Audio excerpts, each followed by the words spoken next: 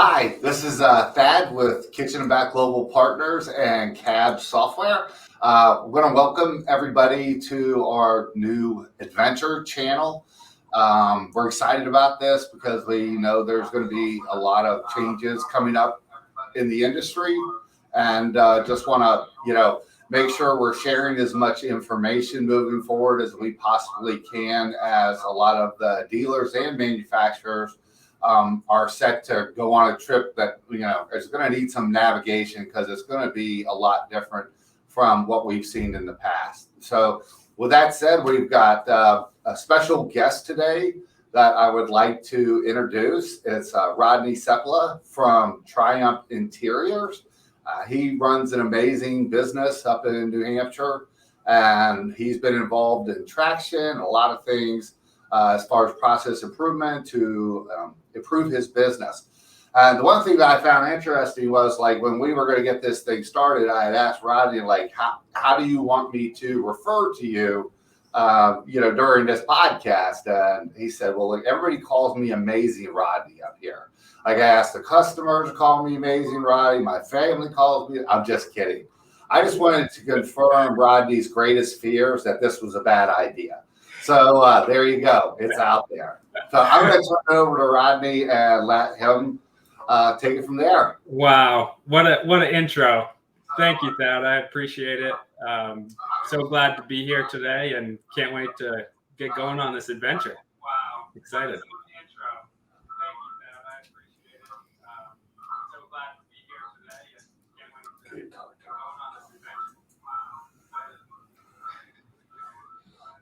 Yeah. So anyway, we're gonna get into some of the things that we're gonna be covering today. Again, I'm really excited about it. We're hoping to set like the journey, the starting point, because I know there's a lot of companies out there right now that, if you talk to them, are like, we're really busy, we can't do anything else. But it's also extremely important to think about the future, and like, you have to start, building that foundation. Otherwise, a couple of years down the road, it could be difficult, and it may be late in the game to be able to do it. So anyway, with that being said, here we're going to go ahead and get into our first section, which is, hold on, getting a little bit of a delay. All right, you can see the dates of the upcoming different podcasts that we're going to have out there.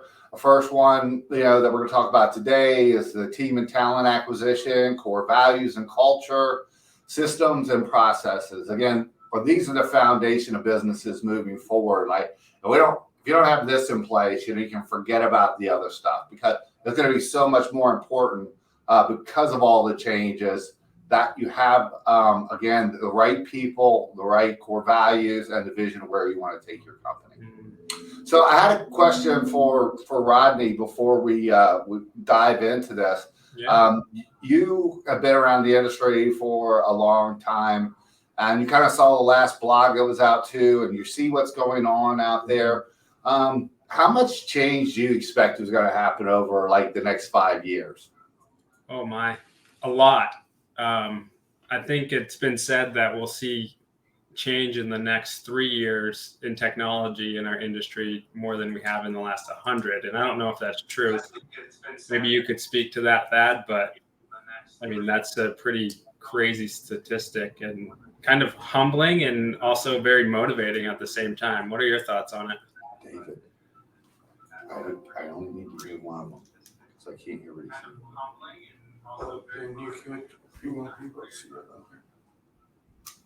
Yeah, I mean, I see this, the same thing out there. It's just, I think with where technology is going and how it's being integrated in businesses, and obviously you said like the COVID has really driven people to different behaviors in shopping, and we need to always be aware of how consumer behaviors are changing. And the truth about the matter is that they're changing faster now than they ever have. Like, we can't use a yardstick to look behind us and say that's the speed that they're going to change at, because technology is moving faster. Totally. I see companies that you can purchase designs for cabinets online without even talking to somebody. I mean, anything, landscaping, you can purchase a landscape design for your backyard without talking to somebody. So it's pretty cool. And people are comfortable. And then you look at like where, millennials are and how they shop and, where are they going to be in 5 years? Or, the baby boomers are starting to trickle down some. And you're seeing that new wave of folks coming through that, they really embrace the way technology can like enhance the experience of how they're going to shop out there. They don't necessarily need to go to a store. And I'm not going to say that's going to disappear by any stretch of the imagination, but the venues will be very different. Yeah. So, sorry about that. Go ahead.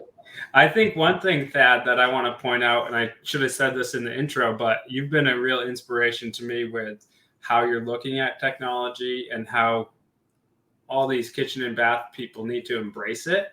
Otherwise, we're going to get left behind. And you're not doing it in a fear-mongering way, but this is the reality, and pointing out facts and pointing out statistics and data to back it up.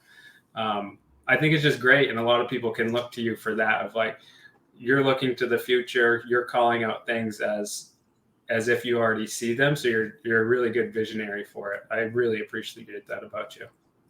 Well, it sounds like the U.S. Postal Service is working because that big check I mailed you has arrived. But I appreciate what you're saying, and you're right. There's no reason to sugarcoat anything.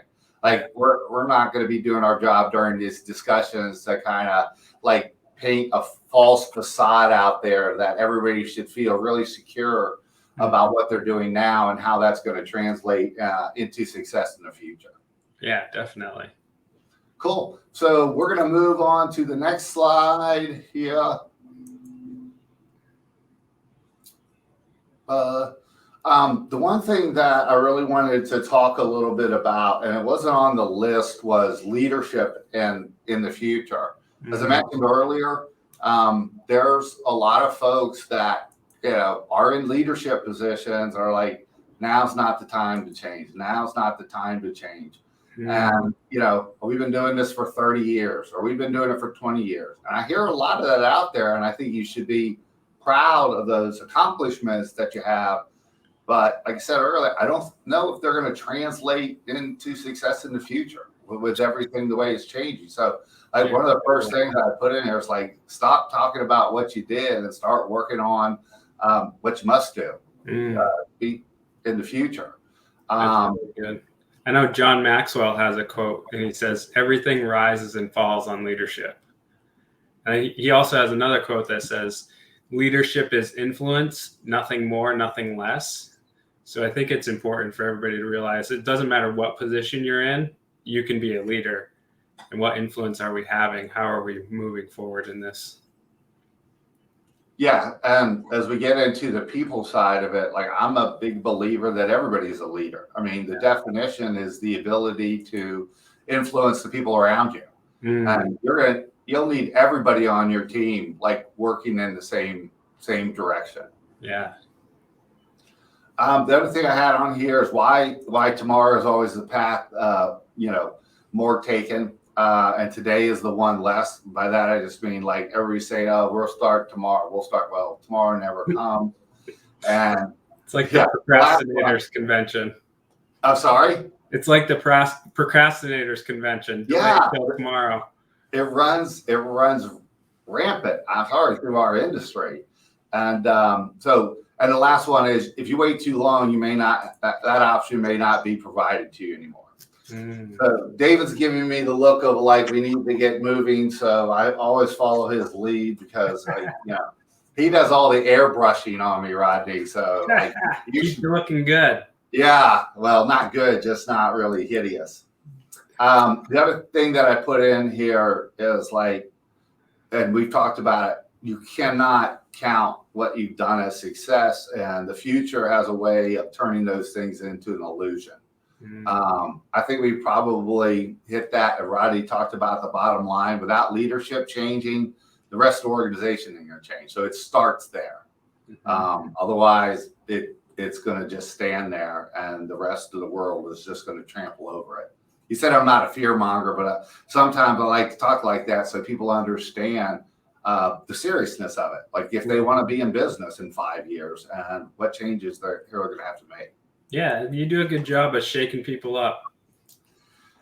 Sometimes, especially in our industry, as long as it's kind of stayed on the path that it has, you have to rattle the cage a little bit to get people's attention. And I don't do it I'm not trying to do it to create any type of brand or just like any kind of awareness about me. That's not the point of all this. The point of this is like we want to help companies. Like the people who are anxious to like understand what needs to be done and embrace that stuff, that's the people we want to work with. And I want to see them be successful in the future. So yeah, totally. Yeah. I mean, a lot of people are working like I'm a dealer, right? So my daily business right now has changed dramatically where we're chasing lead times. A customer gives us an order and we're not sure if we can deliver it sometimes or when because of back order issues. And so it's hard to look at the future and start planning. So it's awesome to have guys like you that are like, hey guys, listen up.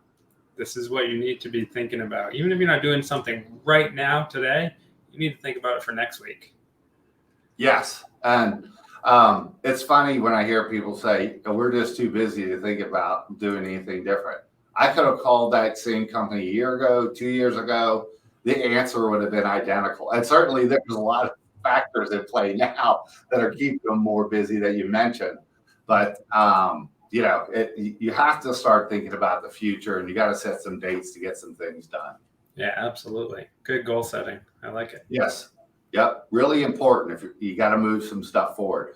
So the next thing that we're going to talk about is the team and talent acquisition. I just put something in there. Like, I think a lot of people think that technology is going to replace people. And certainly like what was in the last blog was not to that point. I think that, there are going to be jobs that will be taken over by technology, but for the most part, I think it's really still going to depend on a really strong team that's supported by technology. Yeah, for sure. And what are your thoughts on the owner's role in that? I think sometimes they're going to be the biggest struggle. And because, not all of them are tech savvy. I see a lot of dealers who have grown up through the industry. They work for other kitchen and bath dealers. And then they became the owner of it, right? And technology may not be their ultimate, their gig, but they need to start challenging themselves and they need to get people around them. Yeah, this is important that understand technology and can help them like navigate it, work through it with them. Yeah, definitely. I get very challenged by the quote that people don't quit companies, they quit bosses. And I'm like, ooh, that hits close to home. But it inspires me to be better. And hey, get a coach in my corner, get help in my corner, have people I can look to inspire me, encourage me on moving me forward. So I'm moving forward for the rest of the team. Yeah. And hey, that's one of the reasons that like when I started talking to Rodney, the way this whole relationship started, it was like, I kept wondering, like, who is that one person that's reading my blog out there? I got to find that person. And then it led me right to Rodney. And I was like, you're the one. Thank God I got a reader out there. And no, we started talking. And so, a lot of our thoughts were just, almost all of it, if not everything, very aligned with the idea of leadership and how to build a team and how processes need to come into place and systems, technology. Just the new era of how kitchen and bath dealers are going to work out there. So like what he said is spot on. Like the leader and getting coached. Like a lot of the dealers who have owned these companies, maybe in the past they didn't need to get coached. Right. But now, because it's going to be a lot of new ground for them and they're going to have to change a lot themselves. Yeah. I think it's necessary. It's real difficult just to change on your own. Absolutely. I mean, who's the hardest person to coach or get change out of? It's yourself, right? Yep. So we all have to have somebody that's helping us do that to see our blind spots. Otherwise, we're not making any progress. And if the leader's not making progress or they're moving slowly, guess what? The rest of the company is going to move at that same speed or slower. They're not going to pass the leader. Yeah, totally. I'm seeing basic questions that work really well, like challenging the rest of the team. They're like, hey, what have you been reading lately? Something like that. And so it gets them thinking on that level of bettering themselves, personal development, at least giving it an effort, and get activating different areas of your brain. So you're trying hard. Yeah. Like our number one thing is personal development. We're big believers in it because as team members, we're all accountable for bringing like our best game to the table. Yeah. And our best game is not a stagnant game. That game has to get better all the time. And as you mentioned earlier, our biggest challenge is ourselves. Yeah. Like we're the ones that are holding ourselves back. If we can do the things like you mentioned, like reading books out there, I've got one person reading Good to Great right now, another one reading Leadership and Self-Deception. I mean, I just love when I see that. It's like, okay, they're committed to growing. Yeah, being better. That's awesome. Yes. Oh, good. And the leaders have to lead the way. Like they cannot, again, be the ones that are holding back the company. They got to get out of that comfort zone. Nothing grows there. Yeah, that's right. So, the next one we have on here, are we in the leadership? I just want to make sure we have all the screens right. We've got a lot of moving parts that are going on here. So, Rodney and I talked the other day and put some, some characteristics of some of the people, things that we would like to see out there. Rodney, if you want to run through the list, you have the right people screen up? I do. The right people, open-minded and willing to learn. Also got to be team-oriented, passionate and engaged, and somebody that embraces change, and then grit. What is grit, Thad? I love this story. I shared it with my team. So Rodney was out with his wife for dinner like a couple weeks ago, and she told him kind of bluntly, like, you're really not good at anything. He was like, wow, you really know how to build a guy up. And she said it's actually kind of a compliment. Like I said, you figured me out. It was a little bit of a backhanded compliment, but nonetheless, what she explained was that, hey, it doesn't matter like the skill sets or whatever. The bottom line is that you have grit. Like once you get into something, you're not going to stop until it's done. Yeah. Like when we look at all those attributes, like the people on your team have to get used to change, and they're going to get used to failures and running into obstacles because it's new ground. Yeah. I think it's so important for people to remember that failure is an event, not a person. So that helps me out a lot when something goes wrong. We mess something up. It's like, wait a minute, this is an event. Let's compartmentalize it. This is not a person failing. This is just a challenge or a hurdle we have to overcome. Let's move forward and get back to that point where we have that confidence, that grit, that winning mentality. Like, all I do is win, no matter what. Thad's favorite song. But you're right. I mean, like, if they don't want to make this change and get in there, it could be tricky in the future. And they have to have that take the hill mentality. Yeah. Take the hill. I love it. Yeah, it's just it is what it is. Business is going to get very interesting. It's going to move a lot faster than it ever has, and so people got to be passionate about being on their game moving forward. Yeah, for sure. So I know we went over like some of the other ones, and you're probably thinking that all those are important. You're like, oh, of course they're going to list those things, but they are they're absolutely the basis of the people that you need to have. If you have a lot of people like that aren't open-minded and don't like change, you're going to have a real challenge trying to move your organization forward. Absolutely. And yeah, you have to take your people. Go ahead, Rodney. I was just thinking, I think that leads us into what our next thing is core values, right? So it's like, how do you know which type of person to attract? How do you know who to hire, who to fire, that kind of thing? And having core values written down is you can hire and fire off of them.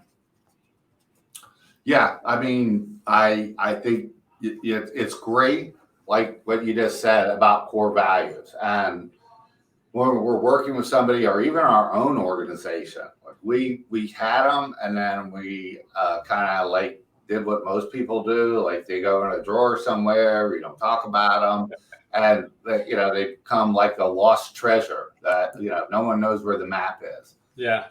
Yeah, it's like $100 to who can say all the core values, and everybody's like, right. You get 2 or 3 of them, maybe.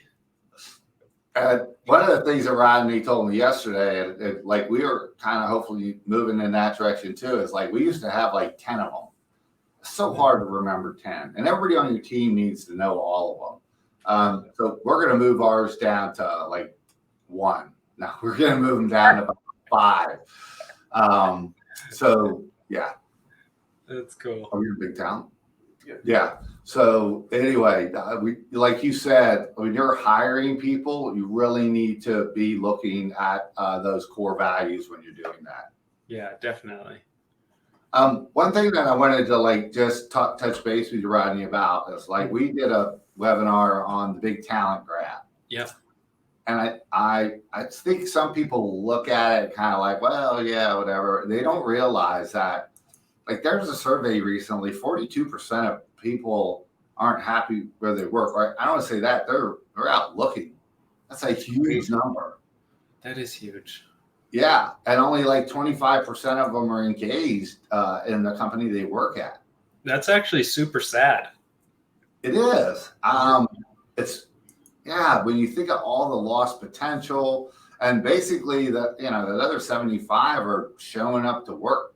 I mean, they're doing work. Don't get me wrong, but they're just like they're not really passionate about it. They're not engaged in it all the time, and that's a world of difference. Yeah, and you probably I think agree is that's a leadership crisis issue. Oh, definitely. Definitely. I think it's on the leader to really challenge the team.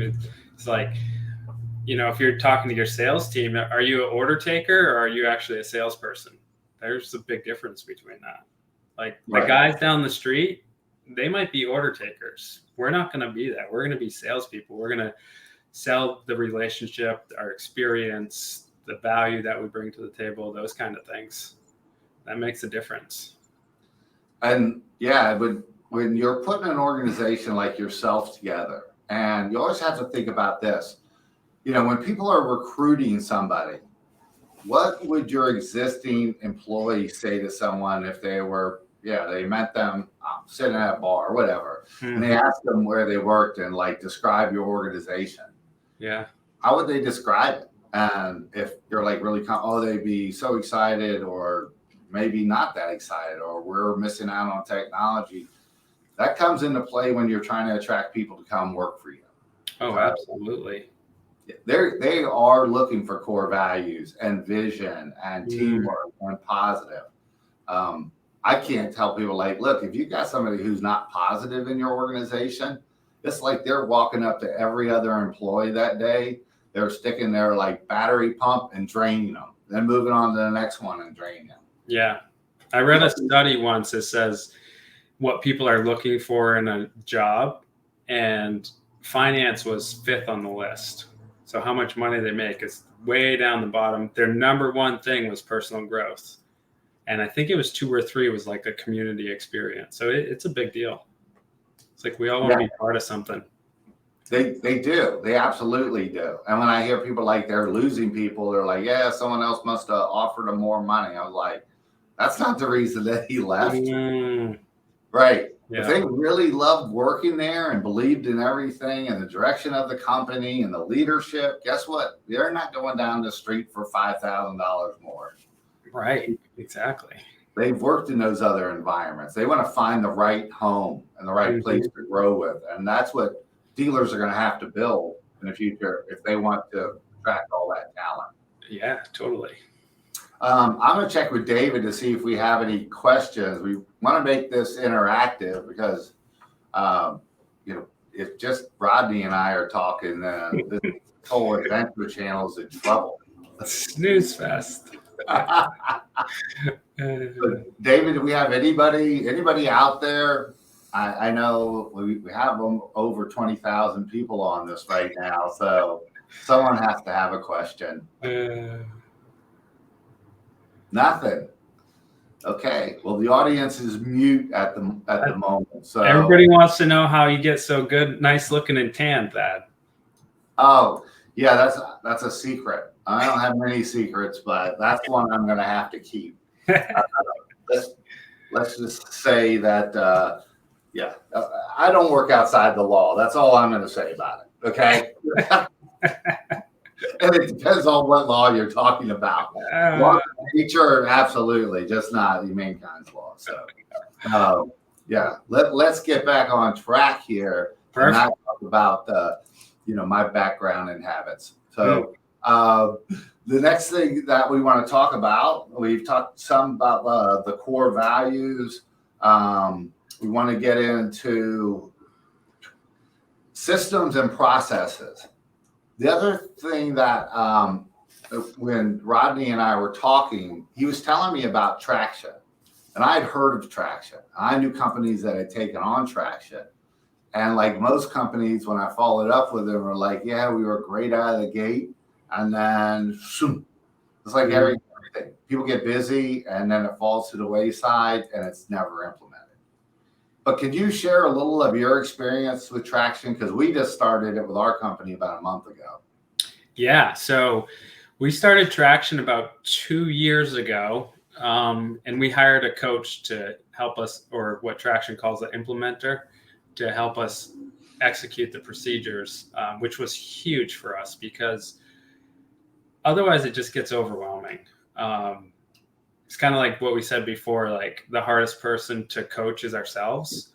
So with traction, when you're taking on these big tasks and quarterly, what traction calls rocks, which are essentially quarterly goals or 90-day goals.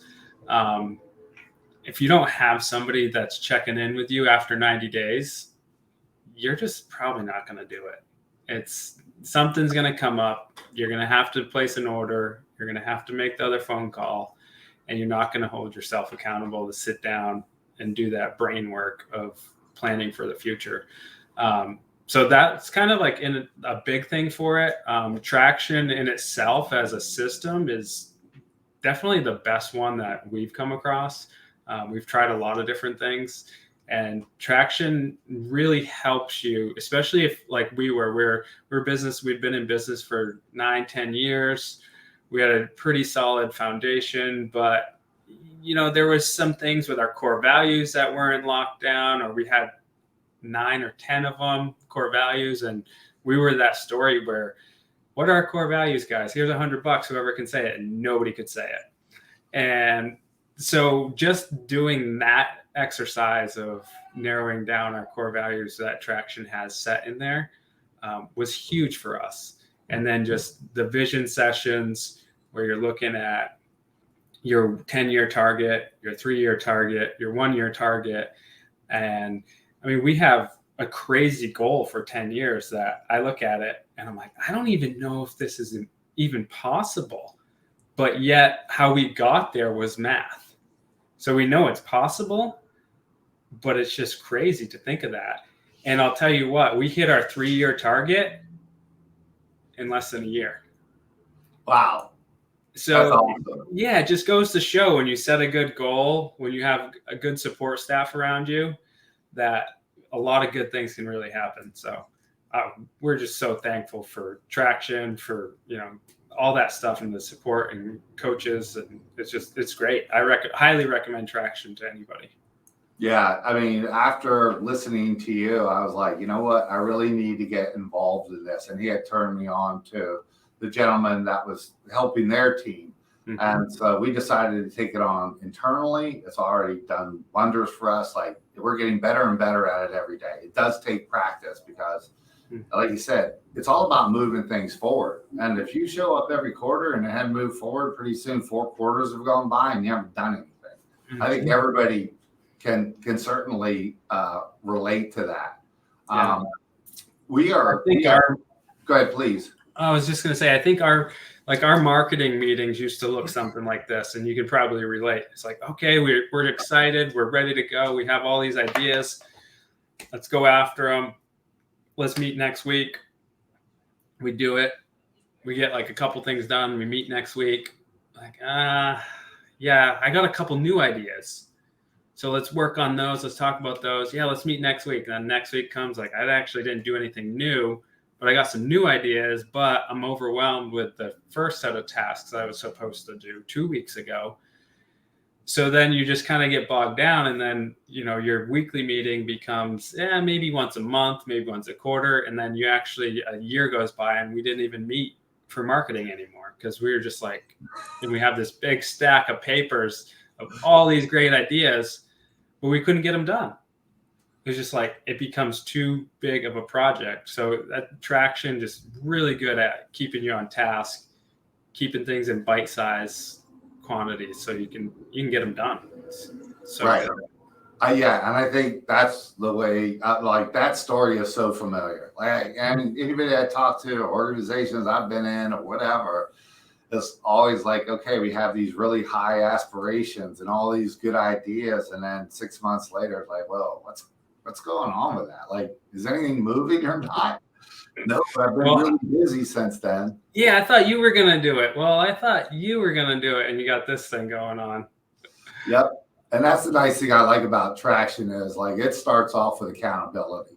Like people have to be like in charge of what they're supposed to do to move things forward. Yeah. Ownership. Yeah. I just can't say enough about traction.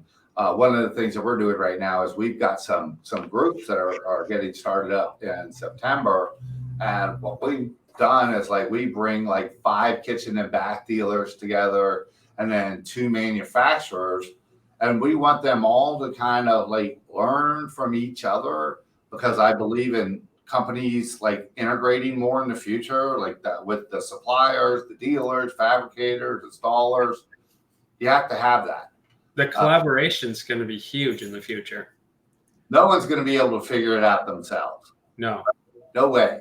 And so you're sharing best practices and everybody's moving different initiatives forward every quarter. You're going to learn from other people like, whoa, like that initiative they moved last quarter is doing wonders for them. Like you can see it in the numbers that they have. Like maybe that's one we want to take on. Totally. Well, yeah. Now it's a proven entity and the other people in the group get to obviously benefit from something like that. Yeah, and I think one of the biggest hurdles for myself with bringing on, first it started with a coach and then doing a traction program, was really myself and my ego.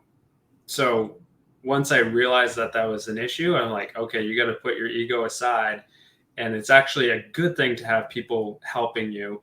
And then it's a good thing to have people that are more talented than you working for you.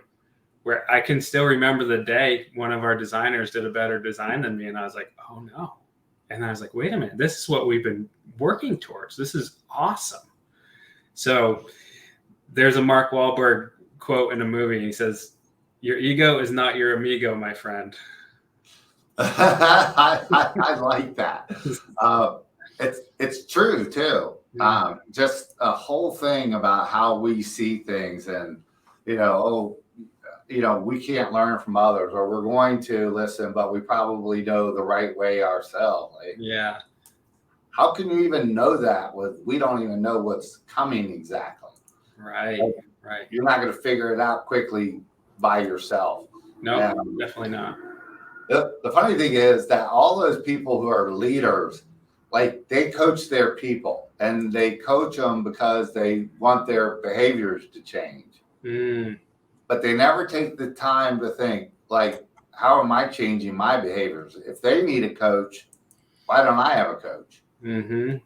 Yeah. Even if it's a peer, or, if you don't have a mentor, someone to like bounce ideas off of, keep you motivated. All the things like, leadership can kind of become just like a top down, like a solo act up there. And it can't be like that anymore. Yeah. I think it's so key because, I mean, everybody needs support, everybody needs encouragement, and everybody needs accountability. And yet those are some of the hardest things to find sometimes. So when you're putting together a group like this for traction, it's just so exciting because that's where growth is going to happen. You get a group of people together that are like-minded, that are willing to grow. They're going to share ideas, but more than that, they're going to feel supported. They're going to encourage each other. They're going to hold each other accountable, and they're going to challenge each other to grow. So super cool. I said something to Rodney yesterday. He was talking about like the manufacturers. I talked to someone recently. He's like, the dealers may actually move faster into the future than the manufacturers. When he said he was from manufacturing, and I started thinking about it, I was like, yeah, that you think because they're bigger entities that they can move quickly, but a lot of times that's not the case. They've built that foundation on what they've been doing for so many years, like trying to get involved in omni-channel marketing and sales. That's really foreign to them. Yeah. So I told Rodney, I said, well, maybe they'll step over the line and actually want to start learning more about their customers, like the dealers that are out there. And I said, I won't say that tomorrow. He said, well, you ought to. And so I was like, okay, I'm going to say it. I do. I mean, I challenge the manufacturers to like, hey, get out of your comfort zone. I see the dealers all the time, but a lot of them are kind of like in a holding pattern. They're just trying to keep up with all the back orders and stuff that they have, right? A supply channel issue. Yeah, no, you're totally right. But like what everybody's seeing right now with lead times and back orders, it's like, how do you get the best service? It really comes down to relationships because people are so busy that if you send them an email and they don't like the wording, they're just going to delete it. It's crazy. They're like, I've never seen a time like this. So the answer to that is having good, healthy relationships, and the dealers and the manufacturers and all parts of that. You have to look at it like teamwork. Otherwise, it's going to get lost in the shuffle and you're not going to get the service. You're not going to end up ultimately servicing your customer well because you're not going to be able to perform. Right. If you look at two teams in the future, and this team over here are all individual companies. Like they have connections, but they're like just a one source connection back and forth. Like I buy cabinets, I get this, I get that. And that's the only thing that is being communicated and translated between the two. It's like more transactional than anything. Yeah. So then you have this one, and then you have this other one over here that's integrated. Like they're sharing information, they share their vision, they talk about sales strategies, marketing. How can they work together to provide better customer experiences? How can they make things more efficient? Which one of those teams is going to win in the future? Oh, yeah. The one that's communicating, the one that's working as a team. Absolutely. Yep. That one right there. That's kind of the cool part about bringing those entities together in the traction groups. Yeah. But it is true. Like I got dealers like, oh yeah, out the door, sign me up. Then I get to the manufacturers like, maybe next year, maybe the following year. It's like, well, I'm really looking forward to finding some of the manufacturers who are thinking about tomorrow and the future and just not filling back orders today. This isn't a slight or anything. It's just what we see. No, definitely. Yeah. Trust me, we got plenty of stuff to work on here in our organization too. So don't ever think that this is a slight against anybody. Yeah, exactly. We all have the same challenges. Yeah, definitely. And I think the other thing I just wanted to mention that Rodney was talking about is like sometimes like people don't even know where to start the change. And it's so overwhelming. Like what is step one? I'm working with a company out of Florida. Stevens. I'll mention their name because I love that group down there. And we started with the core values and talking about what they wanted to achieve and how they were going to work together. And you got to have those in place to set the guidelines. And then we're just picking one process off at a time and how we can improve it. And we're already making a lot of inroads. And it's anytime like you've been in this stagnation for so long, right? Not really moving. Everybody's talking about moving, but it's not going anywhere. And then things start to move. What that does is start creating a lot of energy, right? A lot of buy-in, a lot of engagement, a lot of passion. That's when the real good stuff starts to happen. Oh, definitely. So what is a operating procedure look like to you? What is your definition of that? I always look at the processes, like process map. Like, we map out everything because I think visuals are really important. Some people will write about, and it's okay to do that. But I like the line to line. If this happens, then this is what's supposed to be done. And then this happens. And I think in a lot of cases, every designer, like in most dealers, just do their own thing. Whatever their process is different from the person that's sitting 10 feet away, which is different from the one that's sitting 15 feet away. But I do it this way because I'm unique, or I'm a designer. I want to have my twist on it. And I don't tell the warehouse what I'm doing because I'm special. And it's like, wait a minute, like that. We all have creativity, and that's great to embrace that. But sometimes we're just creating more work for ourselves if we're doing that. Yeah, and if you have multiple processes, where do you start when you're trying to improve them? Like you just try to improve like the 5 different processes for one thing. No, you just have to come together and say, okay, let's talk about it and agree as a group what that process is going to look like, and that we're all going to follow it. Well, except for you, of course. Well, yeah, none of this applies to me, Rodney. I mean, I should have said that right from the beginning. The owner's usually the hardest to get on board with a change. I know. Like everybody else has to change except them, because I'm the owner. Like, well, I don't know if they're going to get a lot of buy-in if you're not changing. Really? No, I just tell them to do it, then they'll do it. Like, yeah, good luck with that strategy. How's it working so far? And then the other part is like onboarding people. How do you onboard somebody when you have like multiple processes? Like you can't set up training, and the training needs to be, set in alignment to what you said. What are the operating procedures here? What are our core values here? Yes, exactly.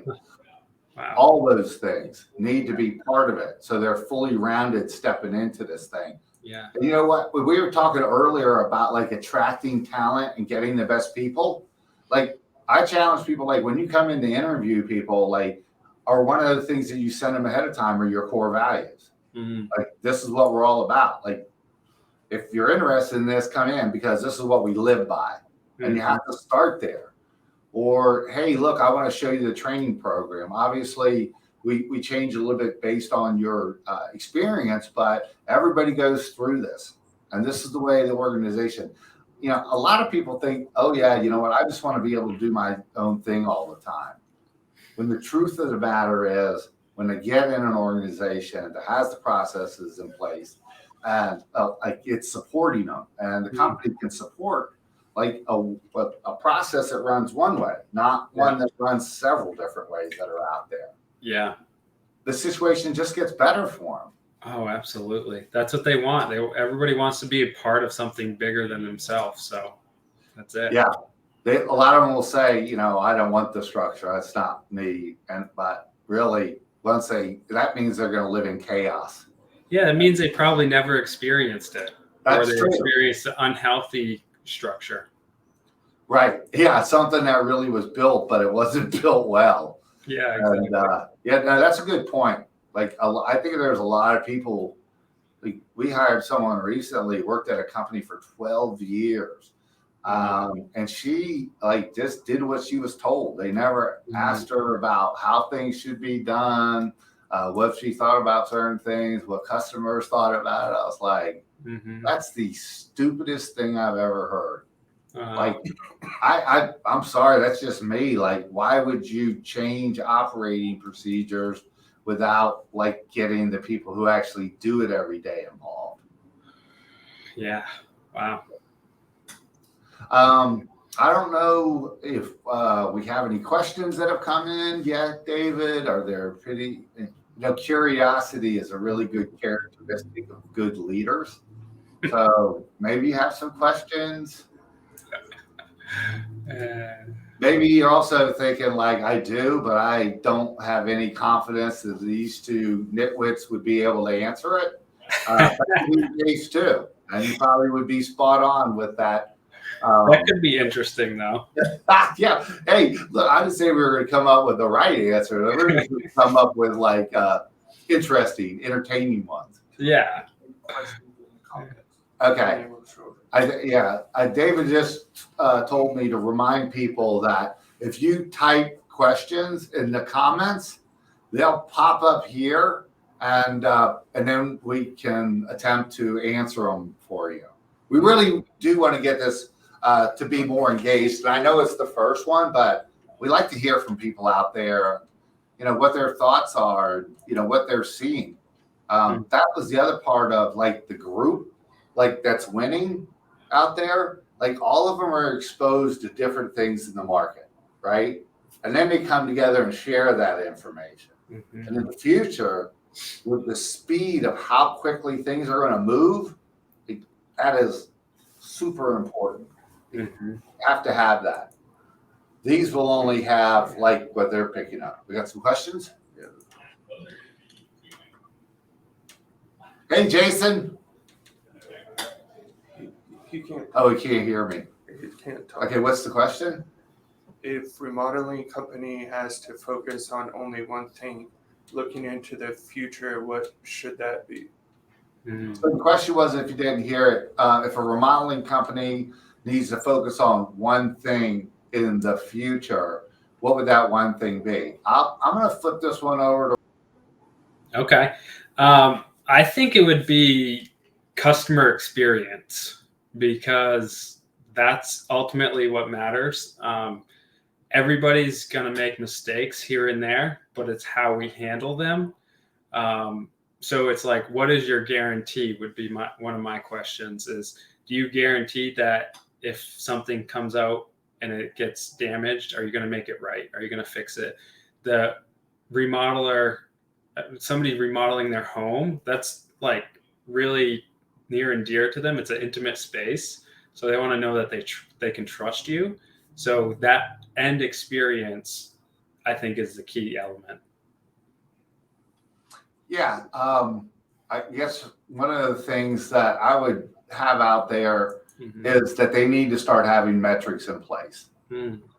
Because there's so many companies that I talk to, and like one of the first things, like, what are your key performance indicators? And sometimes I get the question, what are key performance indicators?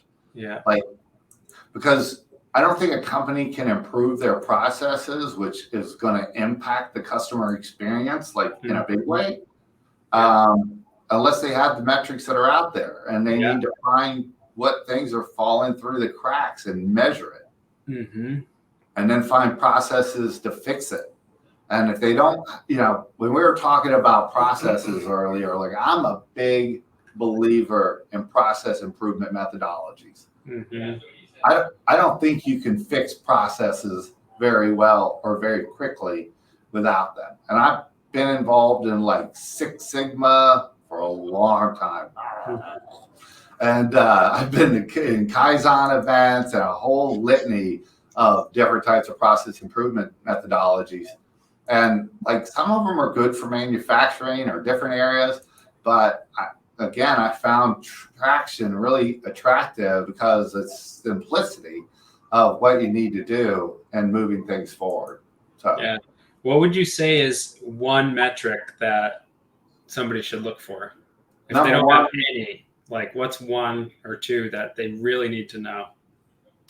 I would say the first one would be margin erosion. Mm. Like, I think that's a true reflection of like how well they run their business. Yeah.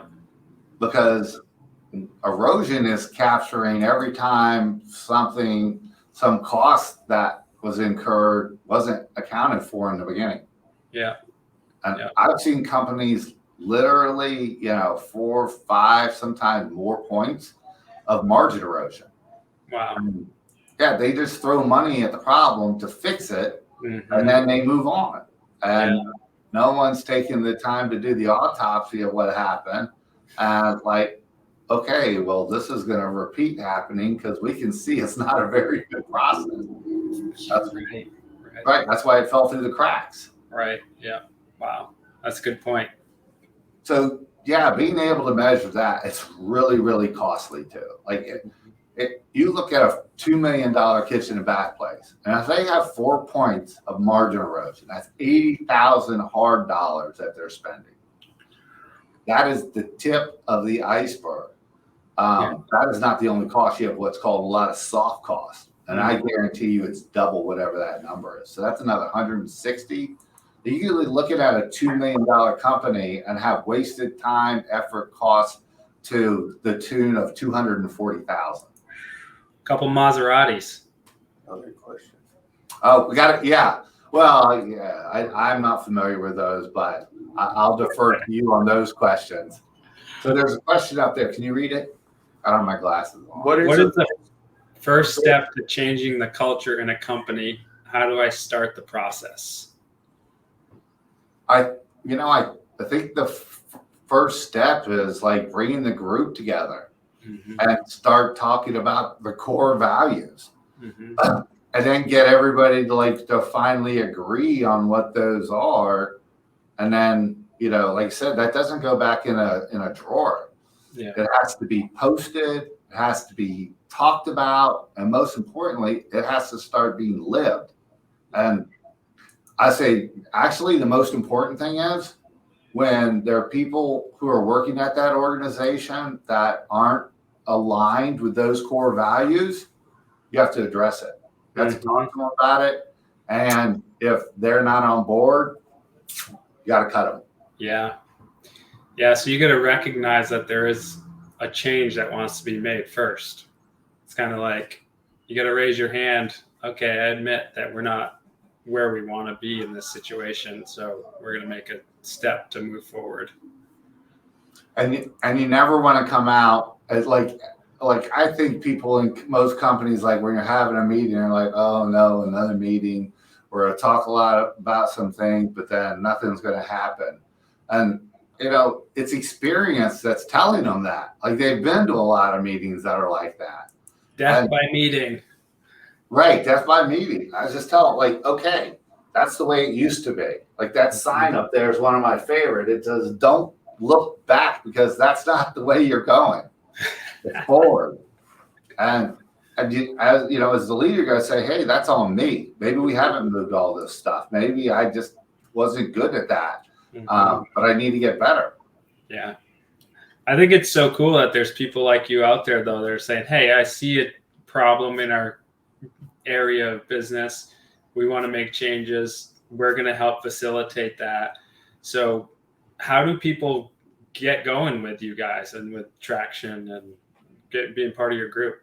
I think they just need to reach out. Maybe you can send me an email, whatever, call. I don't care.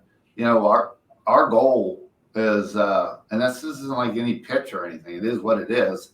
That we want companies that are going to move forward, and that they're willing to open their minds to changes. And we love working with people like that. That's why we have CAB. That's why we have the software that's continuing to get developed so we can start organizing people. But it doesn't end there. It's all the education and all the other things that we're trying to put together for people and have continued doing to help them start moving in that direction. Everybody needs that help and learn from each other, on the journey. Right. So what is CAB? So for people that don't understand what that is. So CABS is Kitchen and Bath Systems, and we started on it about 4 years ago.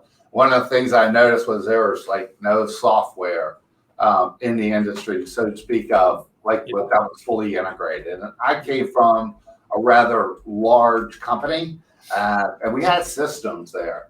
The only thing is, it was built on an AS400, and I think it's still built on an AS400. And you have people coming in and looking at green screens, and they're like, "Whoa, what's this?"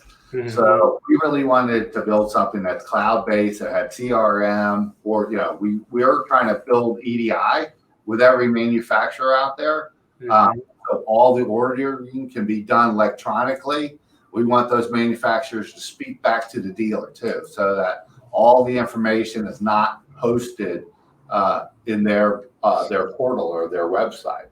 So it does that, and then obviously, we have the job management and reporting. When you talk about metrics, I just can't really impress upon like people out there how important it is to have measurements within your organization that are kind of giving you a gauge of how things are going. Otherwise, it's guesswork. Yeah. We have mobile apps and stuff. So anyway, it's to help run the whole thing. That's awesome. Definitely a huge need in the industry. Yep. So do we have other questions that are coming in? I think we're good. We're good right now.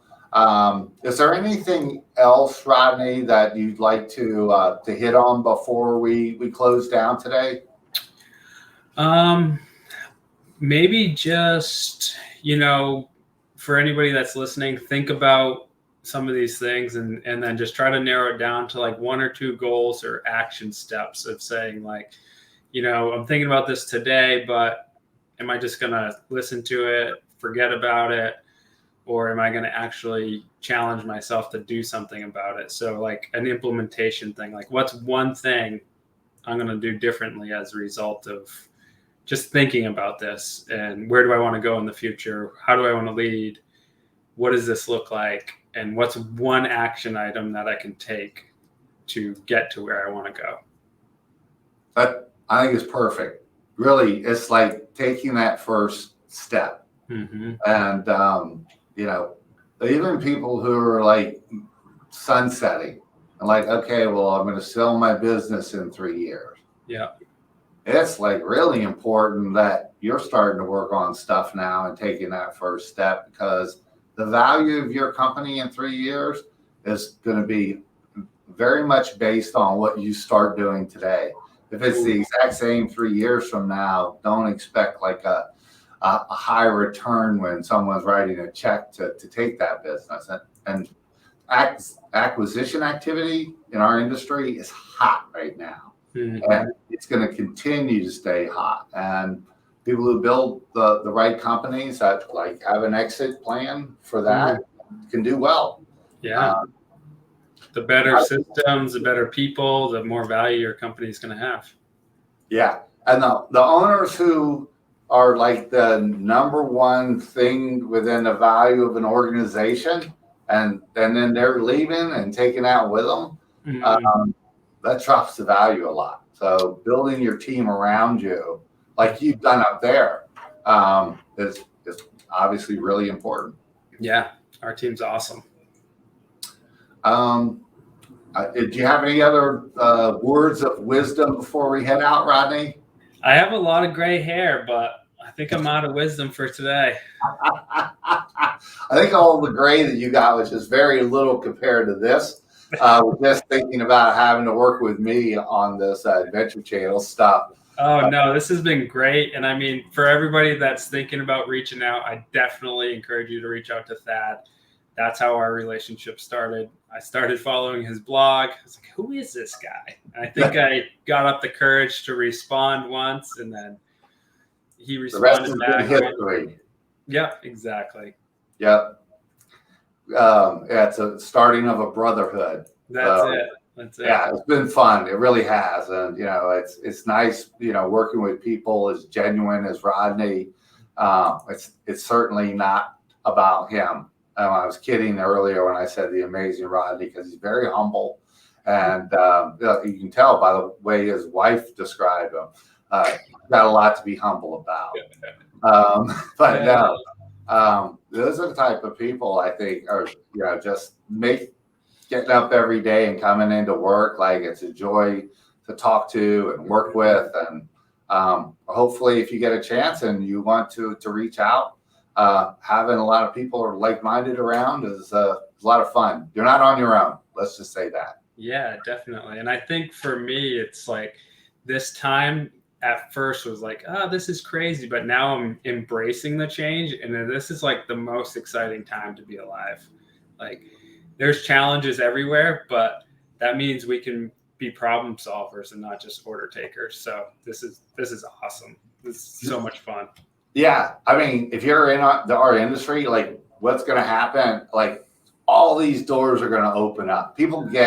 They're all worried about the doors that are going to close on them, and they should be working towards the ones that are like endless opportunities out there. Yep. And there is. That's the exciting part that you mentioned. And I'm 100% behind that statement. Yeah, totally. All right. Well, listen, we really appreciate you joining the first session of the Adventure Channel.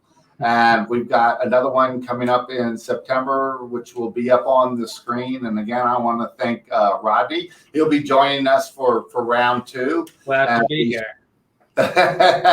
Yeah, it cost me a lot to get him on this show, but it was well worth it.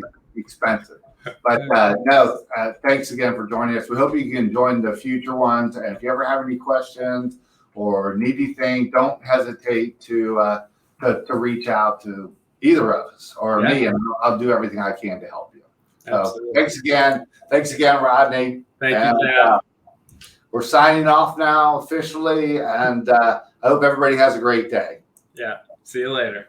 All right. Take care.